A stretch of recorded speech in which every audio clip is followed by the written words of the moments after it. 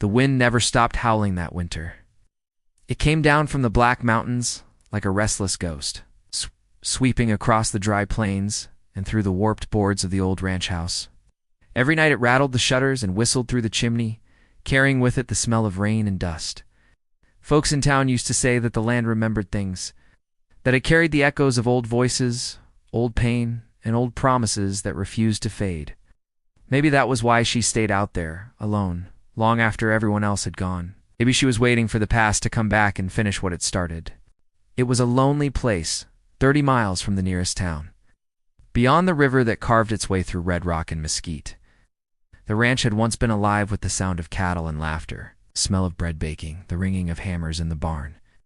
Now it was just silence, broken only by the wind and the creak of an old weather vane. Inside the small house, a single lantern glowed in the window each night, a weak light trying to keep the darkness at bay. For 5 years, she had kept that light burning. 5 long years since the night the Apache first appeared outside her door. Nobody had seen him come, and nobody had seen him go. He never crossed the fence, never called her name, just stood there in the shadow of the cottonwood tree, silent, watching. The first time she saw him, she thought it was her imagination. The storm was blowing hard that night, and the lantern's flame was weak. But when lightning tore across the sky, there he was still dark, unmoving. At first, she was terrified. The stories she'd heard about the Apache weren't kind ones. The neighbors whispered about raids and vengeance, about men who vanished and wagons burned to ash.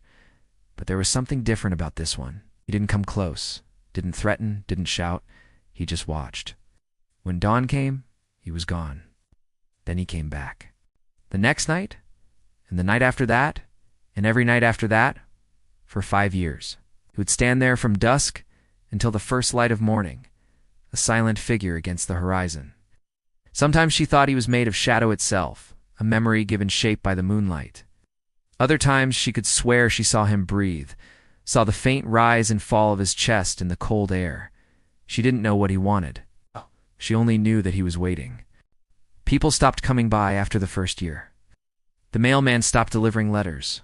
The road grew over with brush. Even the river shifted its course after a storm, leaving the place cut off from the rest of the world. Folks in town said she'd lost her mind, that no man could wait that long without a reason. But she couldn't leave. She told herself she was staying out of pride or duty or guilt, but deep down she knew it was because of him. Sometimes in the quiet of the night, she would talk to him through the window. Her voice was low, trembling, as though she were speaking to a ghost. "What do you want?" she'd ask. "Why don't you come in?" But he never answered. He'd just stand there under the cottonwood, still as stone, even when the rain came pouring down. There was one night when she nearly opened the door. She'd been drinking coffee by the fire when the wind started up again, carrying a sound that made her blood run cold. It was the faint cry of a coyote, but it sounded wrong to human, too close. Then she heard another sound, a low, steady rhythm, like the beating of a drum. It came from the hills. She grabbed her lantern and stepped to the window. The Apache was still there, but he wasn't alone. There were shadows moving behind him, shapes she couldn't quite make out. She froze. Then lightning struck the tree beside the house, splitting it in two. When she opened her eyes again, he was gone. After that, she didn't sleep much. She started locking the door before sundown and keeping her rifle loaded. But every morning, she'd find something left at the edge of the fence. Sometimes it was a feather, sometimes a piece of flint, once even a small carved figure made from bone. Gifts or warnings, she couldn't tell. One summer, a traveling preacher stopped by, the first visitor she'd had in years. He was a kind man, with tired eyes and a voice that carried like a hymn. She poured him coffee, and he asked her why she stayed out there alone. She told him about the Apache, listened without interrupting, only nodding now and then. When she finished, he looked out the window toward the cottonwood and said quietly, "Some souls can't rest until they're let in." She didn't know what he meant, and when she turned back, he was already hitching up his horse to leave. She never saw him again. That winter came early. The sky was heavy with gray, and the land felt empty in a way that made her heart ache. She started talking more to herself, to the fire, to the walls. The lantern burned lower each night. Sometimes she thought she saw movement in the corner of her eye, the shape of a man watching her from the doorway. but when she looked, it was only the shadows. The clouds rolled in from the west, like a living thing, growling and flashing. The wind tore the roof shingles loose and sent them flying into the night. The river overflowed, swallowing the road. She sat by the fire, clutching her shawl, listening to the thunder crash across the valley.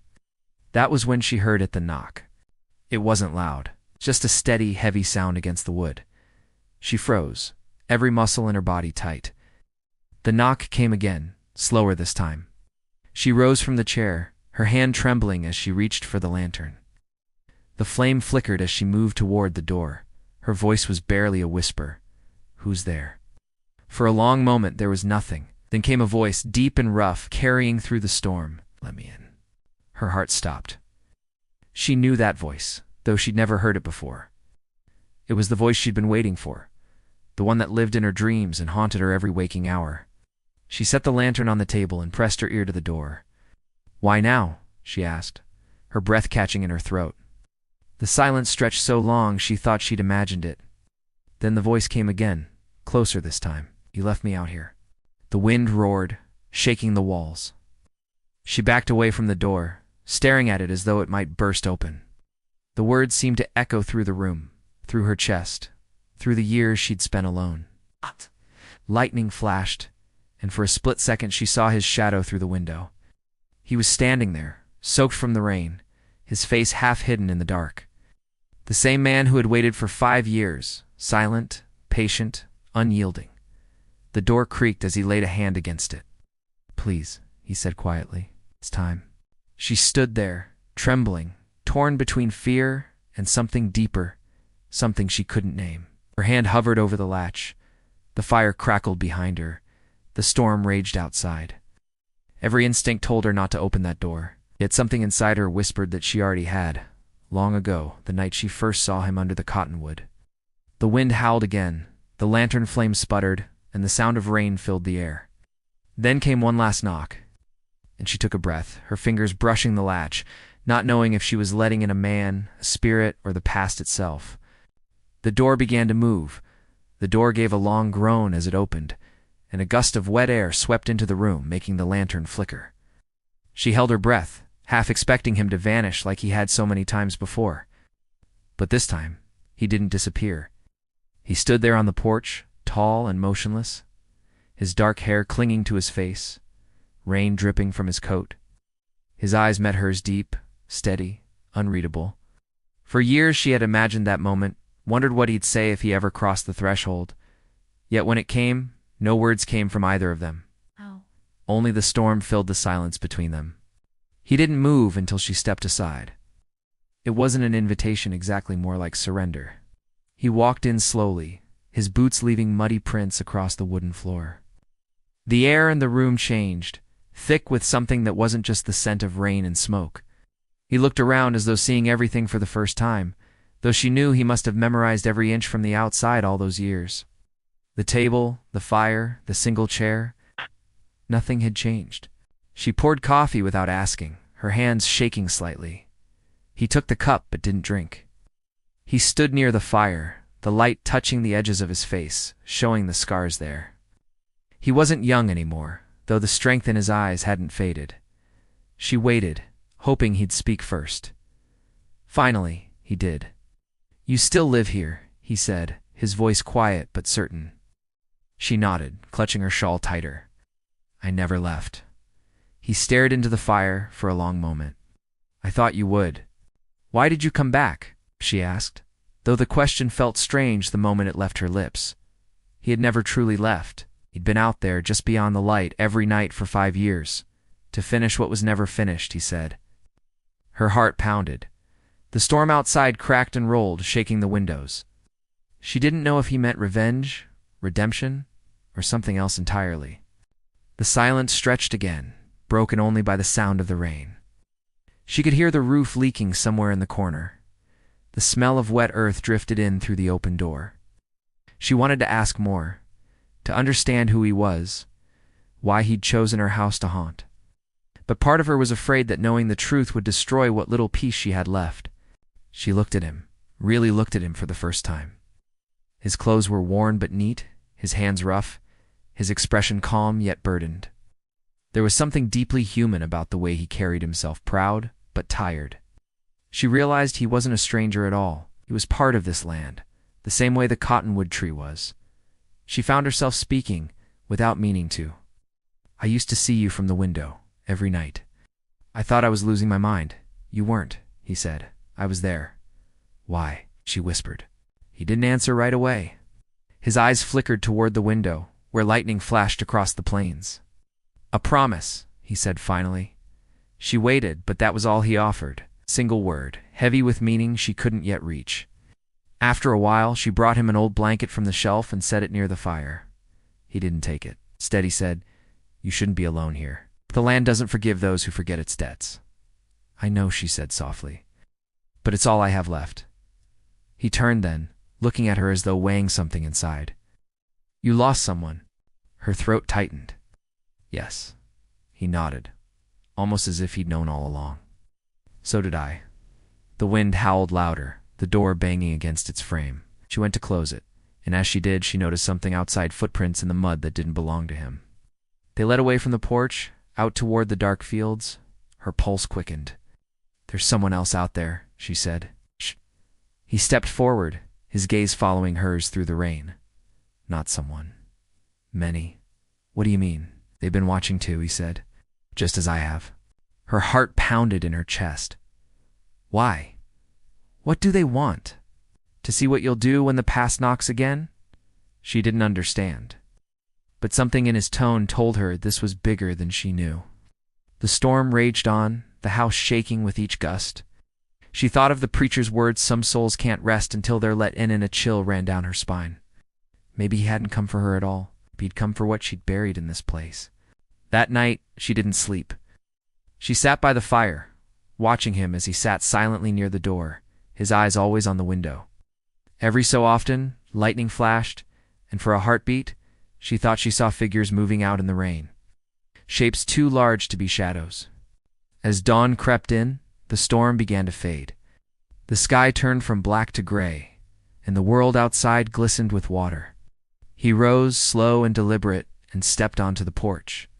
She followed him, her bare feet sinking into the wet boards.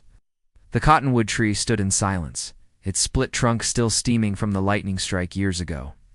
He knelt down and touched the ground beneath it. She saw his hand tremble as he brushed away the wet soil. "You buried something here," he said, her breath caught. "How would you know that?" "'Cause I was there when you did." The world seemed to tilt. She stared at him, searching his face. "That's not possible." "You couldn't have been." He didn't answer. "Dad." He dug his fingers into the earth, pulling away the damp dirt until something hard and dark appeared beneath. A small wooden box, its surface worn smooth by time. She felt her knees weaken as he lifted it into the light. "I told you I would come back for it," he said quietly. Her hands trembled. Memories flooded back, flashes of another night, years before the watching began. A night filled with smoke and blood, with cries carried on the wind. She remembered the fear, the hurried digging, the promise she made to someone whose name she no longer dared to speak. She stepped back, shaking her head. No, that was over. Had to be. "It's never over," he said. "It's not until it's faced." She looked at the box, afraid to open it, afraid of what it might hold. Letters, bones, a token of a life lost. The rain had washed away the dust of years, but not the guilt that clung to her heart. He stood, holding the box carefully. "This land remembers," he said again, "and so do I."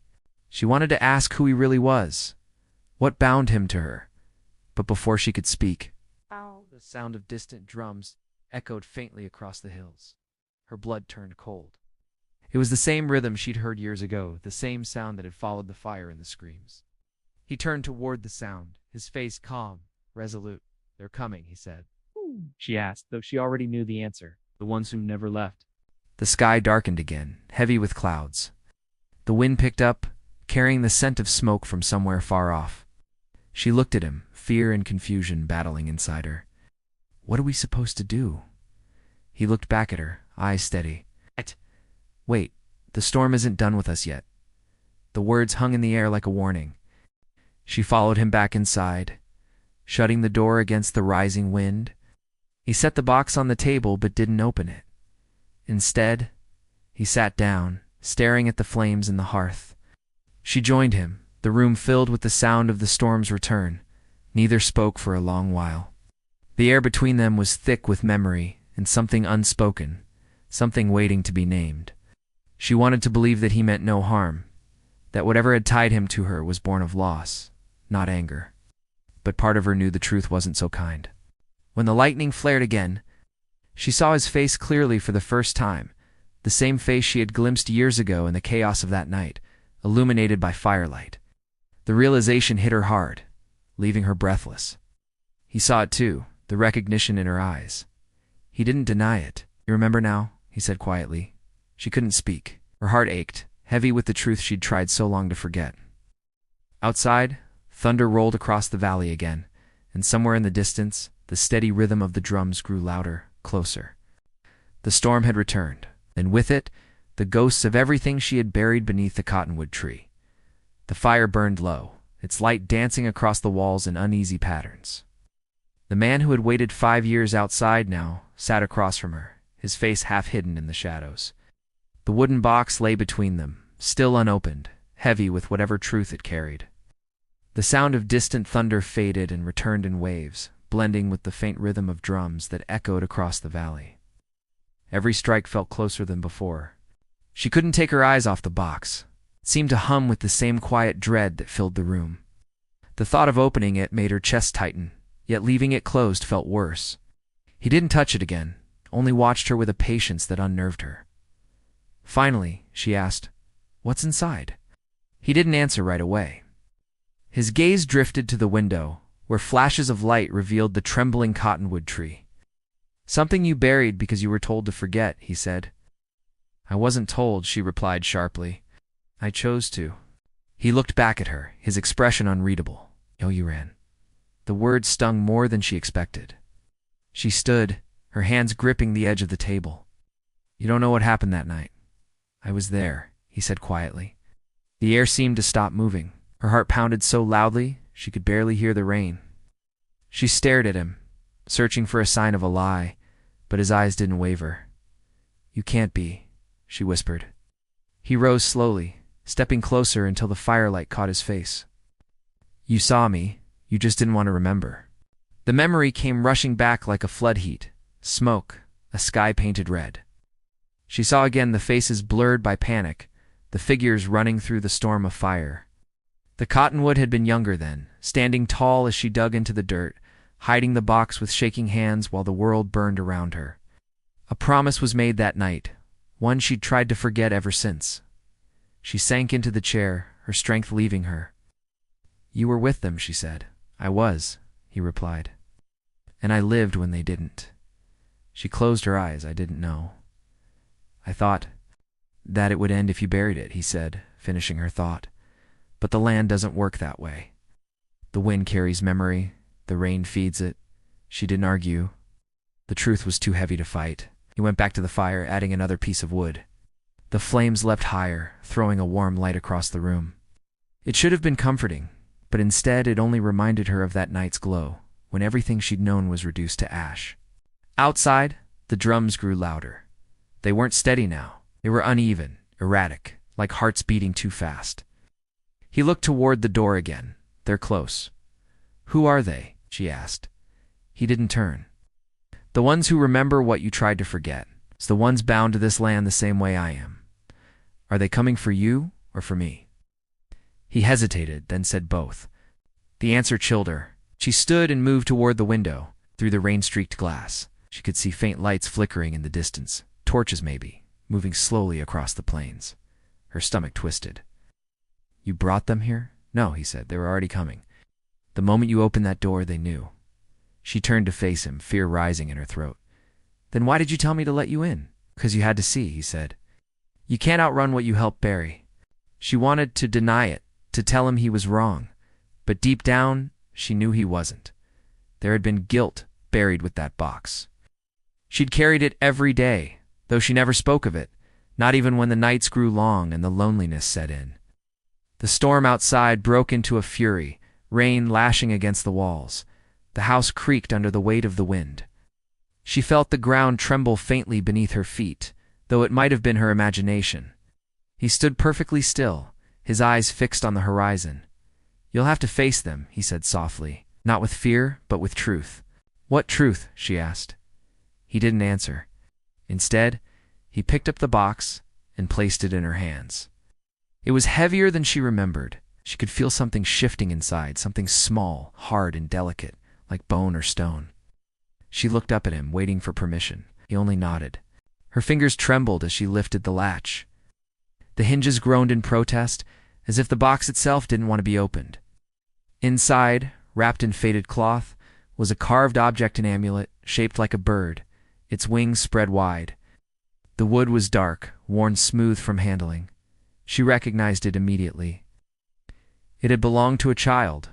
Her voice was barely a whisper. "You said they all died?" He nodded once. "Not all?" She felt her heart twist. "Then whose is this?" He met her gaze, and in that look was a sorrow so deep it rooted her to the floor. "Mine." The room seemed to tilt. The fire crackled louder. The thunder boomed outside, but all she could hear was the sound of her own breath, fast and uneven. "I didn't know," she said. "Swear I didn't know." He didn't move. He didn't want to. Tears filled her eyes. She remembered that night in flashes, how the air had smelled of smoke, how she'd stumbled through the dark carrying the box, how someone had shouted behind her. She had run without looking back, thinking only of survival. She set the amulet gently on the table. Why now? Why come back after all this time? "Because you lit the lantern," he said. "Every night you called me back without knowing it." She sank into the chair again, shaking. "I thought it was mercy. I thought I was keeping the light for something good. There is good," he said, "but not without the truth." The rain eased slightly, but the thunder still rolled in the distance. She could hear the torches crackling now, closer, the faint murmur of voices carried by the wind. Fear coiled in her stomach. What happens when they get here? He looked toward the door. "That depends on what you do." She followed his gaze.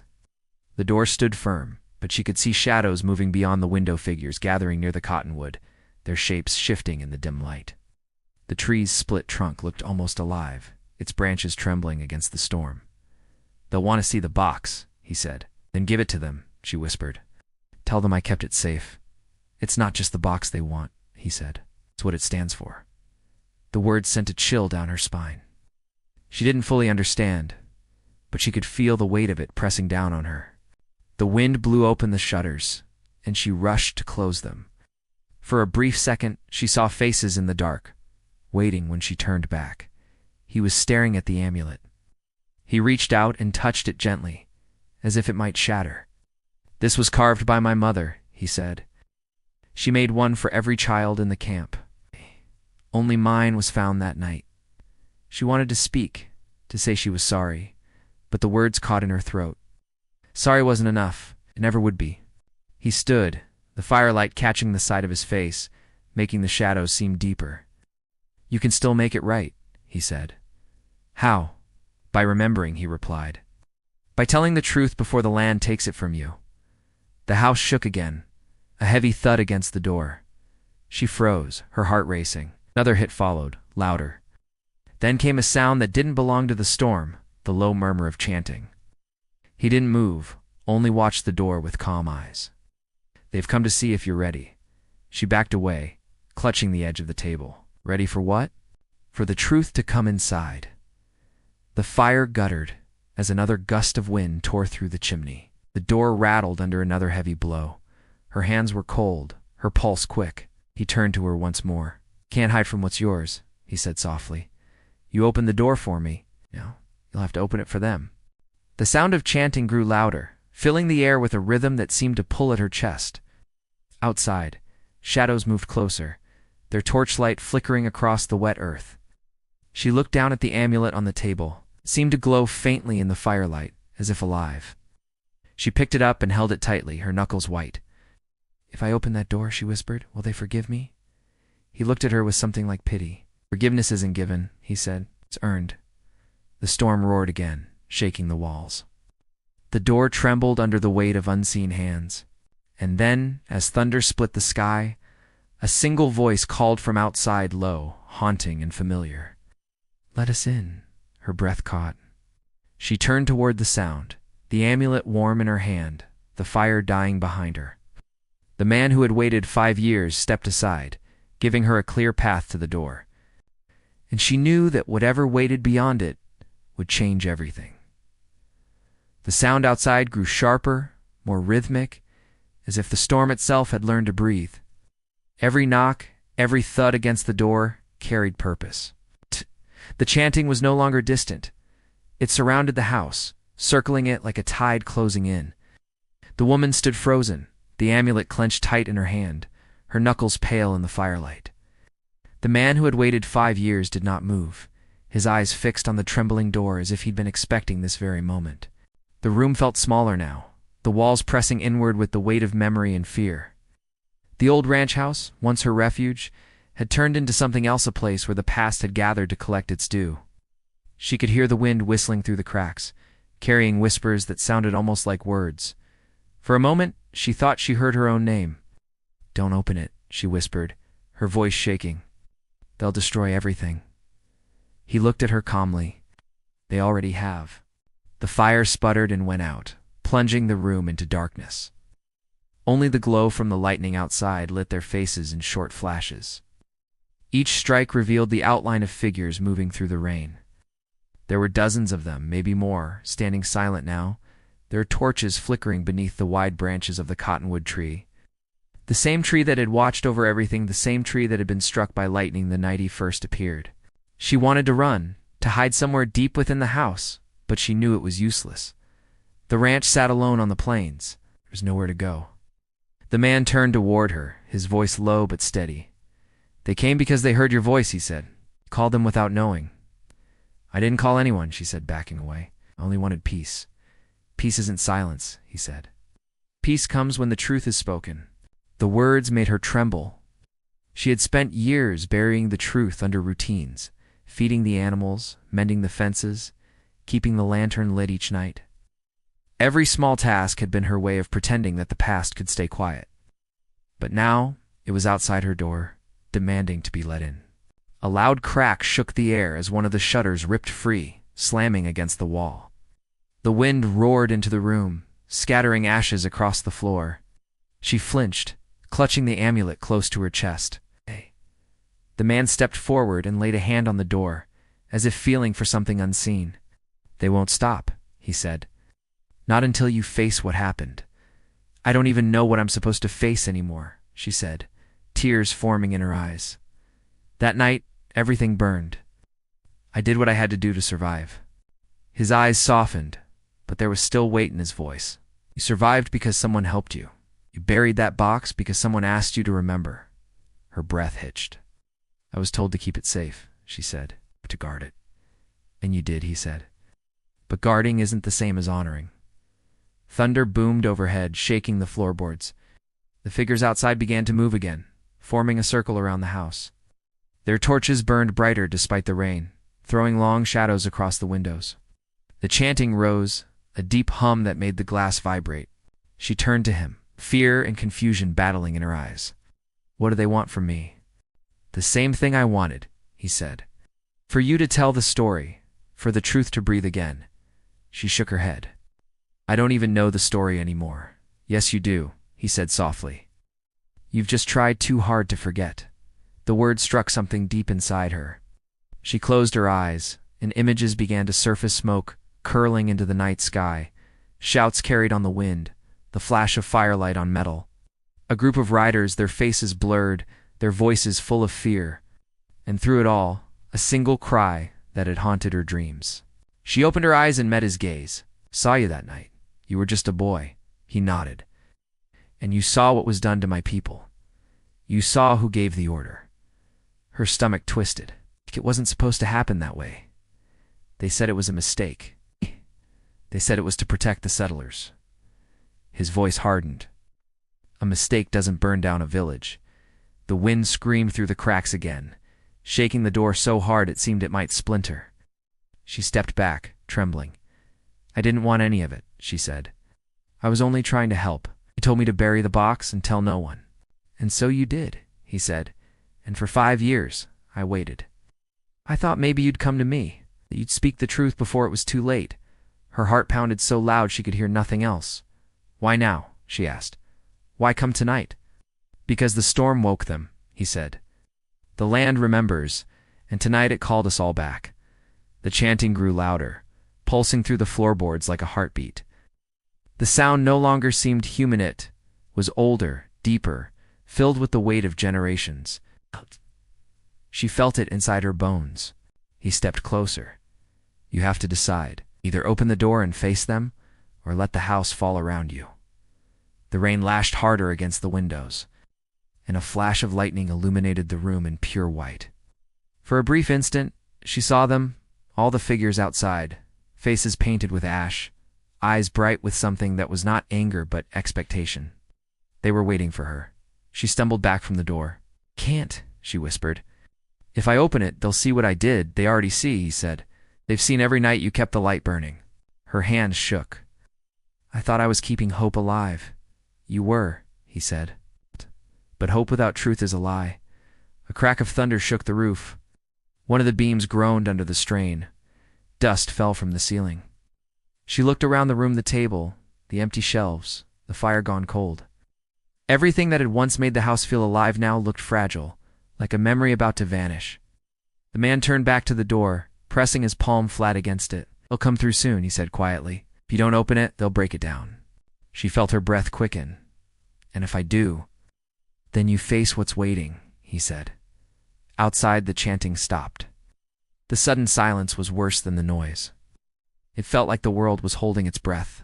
She stared at the door, hearing only the faint drip of rain from the roof.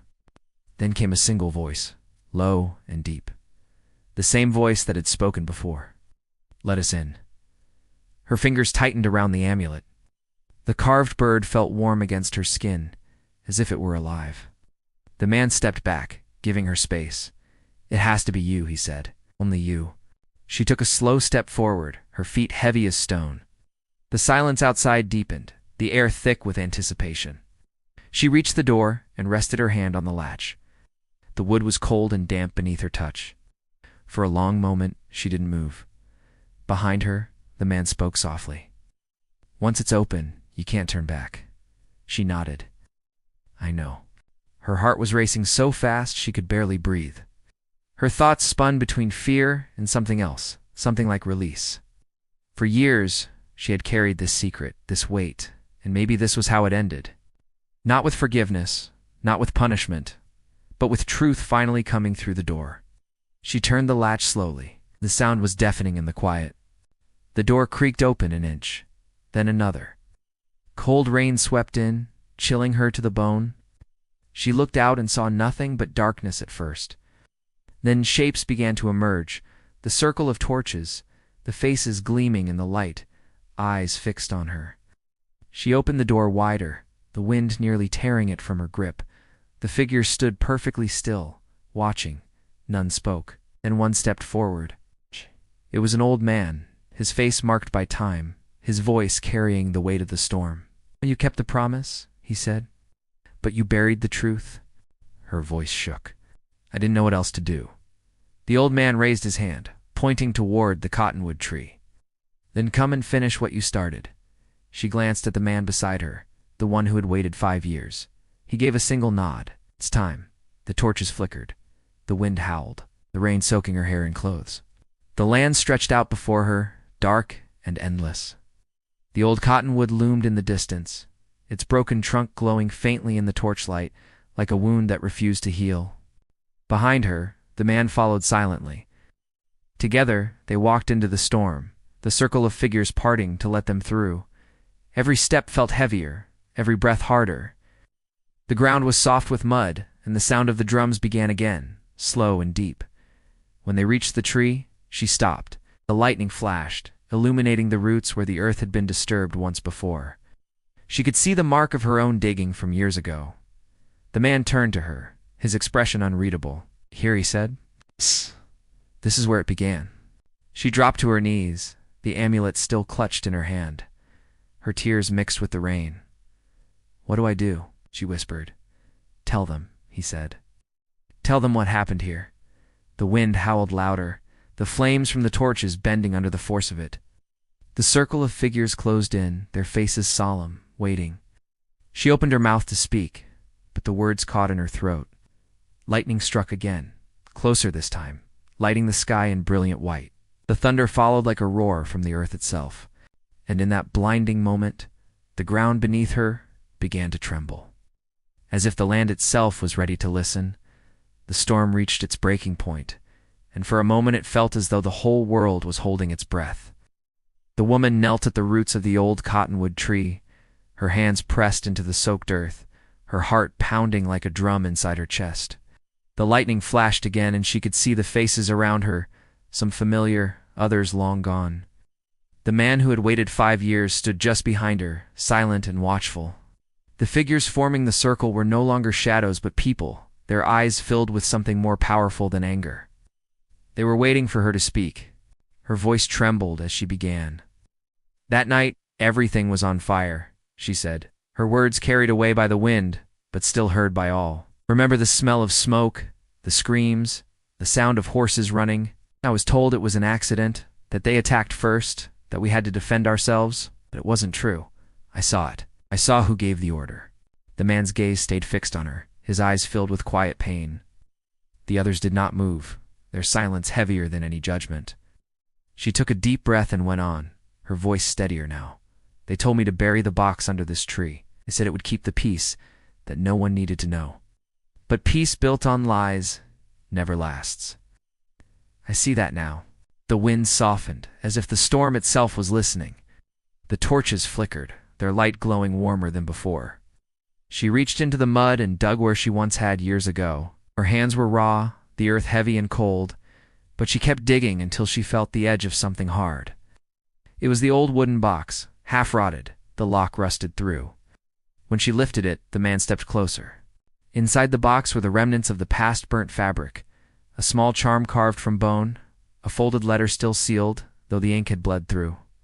She unsealed it carefully.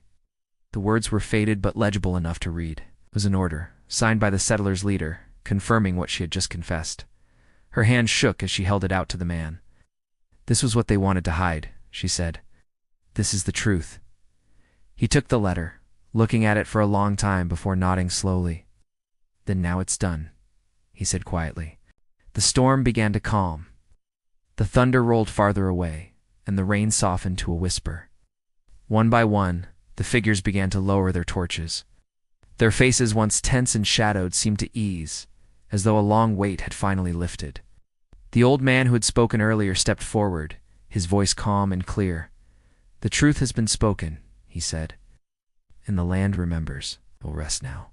The woman felt her knees give out as she sat back in the mud, exhausted but lighter than she'd felt in years. The man beside her offered his hand, helping her to her feet. For the first time, she looked at him not with fear or guilt, but with understanding. "You waited all this time," she said. "I waited for you to remember," he replied, "not for punishment, for peace." She nodded, unable to speak. Around them, the torches dimmed, their light fading as the figures slowly began to dissolve into the mist. One by one, they vanished into the soft glow of dawn breaking over the horizon. Only the man remained. She turned to him, tears mixing with rain on her cheeks. "What happens now?" He looked toward the tree. "Now the land heals," he said. "So do you." She reached for his hand, but when she touched him, she felt nothing but warmth and wind. His form shimmered faintly, the edges blurring like smoke. "Will I see you again?" she asked. He smiled a small, peaceful smile. "You already have," he said. "Every time you looked out at the hills and felt something calling you, that was me. That was all of us." Then he was gone.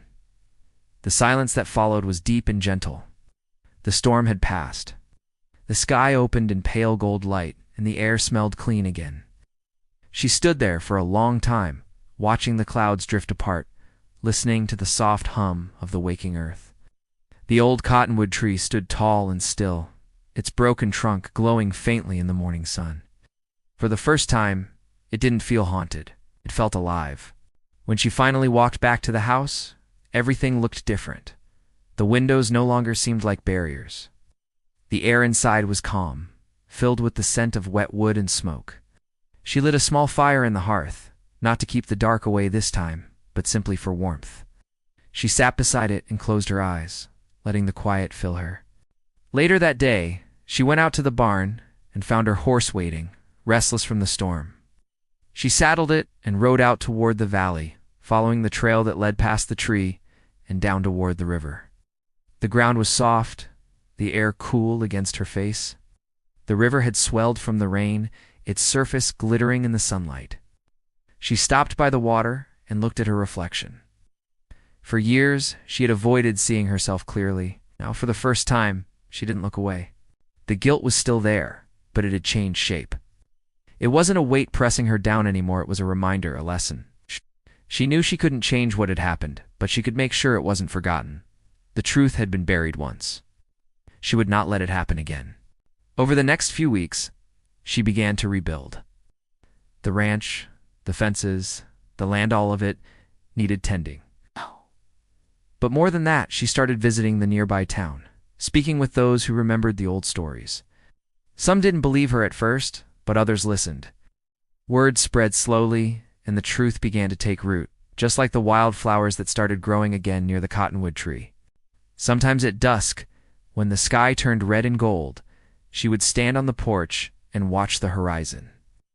She often thought she saw a figure out there by the tree, a tall man with calm eyes, watching over the land. She never tried to go closer. Some things were meant to stay as they were, part of the earth and the wind. Seasons changed. The ranch came alive again with new life animals returning, crops taking root, the sounds of laughter and music from the few workers who joined her to help. The place that had once been heavy with silence now felt full of breath and warmth. Years later, when people passed through and asked her about the old cottonwood, she would tell them a simple story. She would say it was a tree that had seen everything: pain, fire, forgiveness, and had stood through it all. She never mentioned the box, the storm, or the man who had waited. But in her heart, she carried those memories as part of the land itself. As time went on, she grew older, her hair turning silver like the river at sunrise. One evening, as she sat outside watching the wind ripple through the grass, she closed her eyes and smiled. The air was still. The land was quiet. Somewhere in the distance, thunder murmured softly, not in anger this time, but in peace. The truth had been spoken, and the past had finally come home. The story of the old ranch, the storm, the woman who faced her ghosts, became something people whispered about, an old legend passed down in gentle voices. They said the cottonwood still glowed faintly on rainy nights, as if remembering. For her, though, the story was never about fear or ghosts. It was about the cost of silence and the power of truth. It was about how healing begins only when the truth is given voice, even when it hurts. She had learned that the land holds memories just as people do, and that peace comes not from forgetting, but from understanding. And on her final morning, when the first light touched the fields and the air was soft with the scent of rain, she felt something in the wind, familiar warmth, a whisper of gratitude.